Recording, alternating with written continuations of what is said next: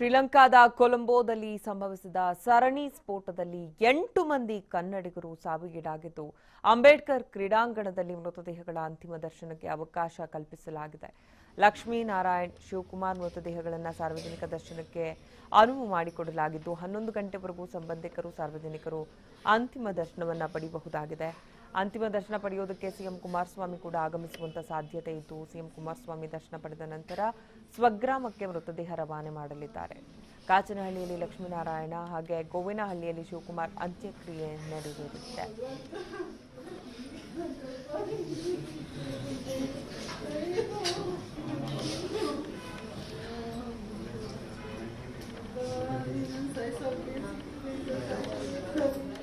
ಶ್ರೀಲಂಕಾದ ಕೊಲಂಬೋದಲ್ಲಿ ನಡೆದಂಥ ಸರಣಿ ಸ್ಫೋಟ ಇವತ್ತು ಕೂಡ ಯಾರು ಮರೆಯೋದಕ್ಕೆ ಸಾಧ್ಯವಾಗ್ತಾ ಇಲ್ಲ. 300ಕ್ಕೂ ಅಧಿಕ ಜನರನ್ನ ಬಲಿ ಪಡೆದಂಥ ಒಂದು ದುರಂತ.